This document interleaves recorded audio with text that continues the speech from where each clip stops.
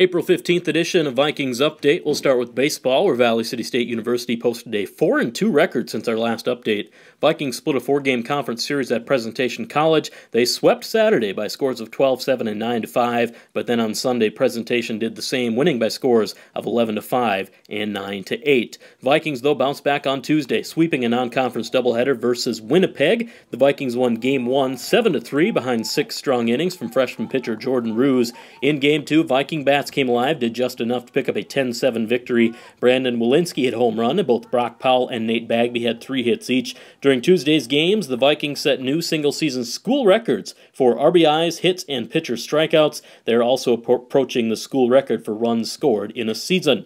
Viking baseball now 25-19 overall, 6-6 in conference play. They're third in the North Star standings. Vikings resume conference play Friday with the start of a 4-game home series against Dickinson State. Friday's games are at 11-1 in Valley City, while Saturday's games are at 1-3 at Charlie Brown Field.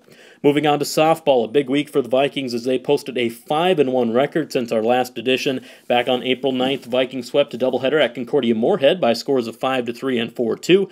Then in conference play, Vikings went 3-1 last weekend against Presentation College. It was the home openers for the Vikings on Saturday. They lost the series opener 2-0 despite a strong pitching performance from Kathleen Galley. In Game 2, the Vikings bats came alive as they earned an 8-7 victory. Galley delivered another good performance on the mound, allowing just 1 run and 3 hits in her 4 innings of work. She got the win.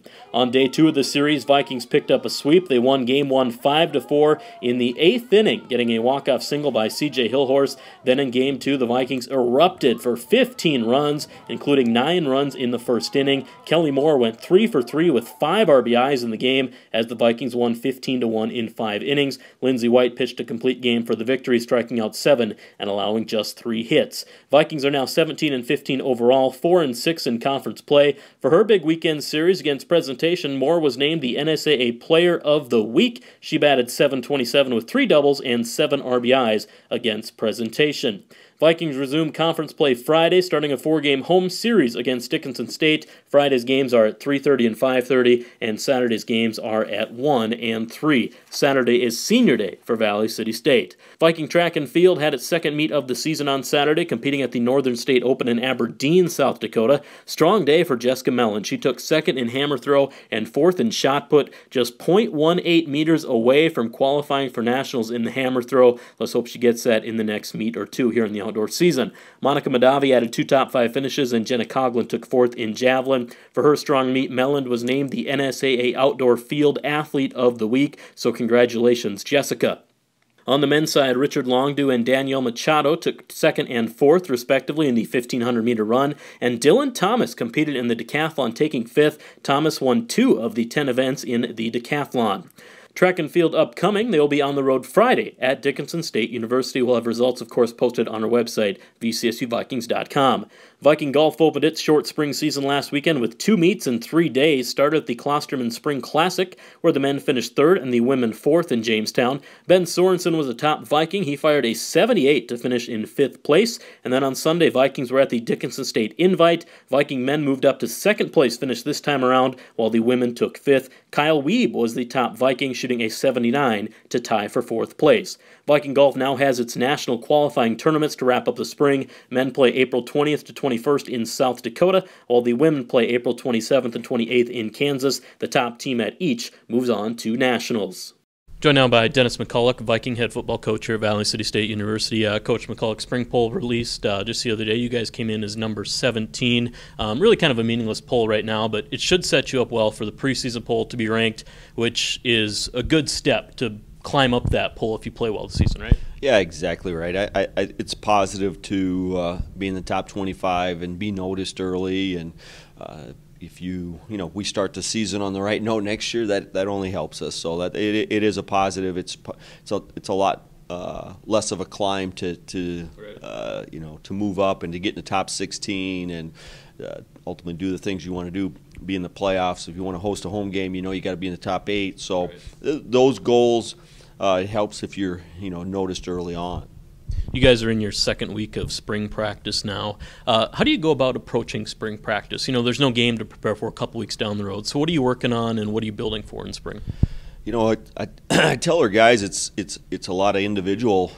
It seems funny when you're talking about a team sport, but spring ball is really a chance for our individual guys to show what they can do for us, and we're trying to start to look at roles for everybody on this football team, and guys are going to earn their roles, and they start that process now, and these guys get really 15 extra practices to start to develop that role, and then next fall we'll have a couple of weeks before we really define and start to prep for Jamestown College. So when you start to think of the number of practices we have to try to find guys that we believe are going to contribute and play in that first game against Jamestown, this is really that process that gets started. Is they have an opportunity now in the spring to show us what they can do, and that they can, as far as the types of plays and the things that they're going to be able to do on in a game type situation as much as possible. So it's our coaches' chance to evaluate players and to see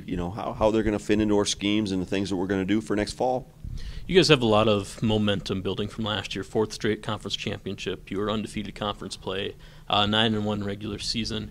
Are you happy with the way that's carried through the off-season workouts and here into the first couple weeks of spring ball? Yeah, I am. We have a really good group of guys. I've been extremely impressed with their attitudes and work ethic. When you start to talk about 6 a.m. workouts, we had very few guys that missed 6 a.m. workouts, and I think that's a little bit a tell of the type of quality kids you have, because when you're an 18, 21-year-old, 6 a.m. Is not an easy thing to do 4 days a week. So when you start talking about minimal guys, even being late to those 6 a.m. workouts, it says a lot. And I feel like we have a really good group of kids that are motivated and focused on wanting to be successful and understand that to carry on a successful tradition, it takes a lot more work, because people notice you, and they're working harder too. So, but I feel good about this group of kids, and that they want to carry it on and want to continue to be successful. And one of the things about spring ball is you lose your seniors from the year before, so it's kind of your juniors' time to step up. You guys lost some great team captains, guys that have been fixtures in this program. Are you starting to see some leadership roles develop for some of those juniors now? Yeah, I think that's definitely a good point. That we lost some strong leaders and some guys like George Trujillo. George. Whether he was a senior, junior, sophomore, he was one of those guys that inspired a lot of guys, led. It's not always easy just to say, hey, you're going to be the next guy in line to replace that. And so it's just different. We don't have maybe that George Trujillo kind of, motivating guy, but we have really strong kids that are that care about the kids, care about the culture of our team, that support it and show it on a daily basis. So I feel good about the kids that we have, and I think they're again, guys just kind of fill in and start to take over those roles as leaders. But it is a work in progress. We elect captains at the end of the spring, because kind of we let guys kind of earn their, hey, who do we feel it gives the guys a chance to feel like who they feel comfortable with leading them, and even though I always say, yeah, just because you're named captain doesn't mean you're not, if you're not a captain, doesn't mean you're not a leader, because I think that there's a group of guys on our team that that we feel really good about being able to step up and help guys in the direction that we want to take this team. August 29th is 4 months, 15 days away, so you got a few weeks to get ready, but looking forward to seeing you guys back out on the field. Coach, appreciate the time. Thank you very much, Mark.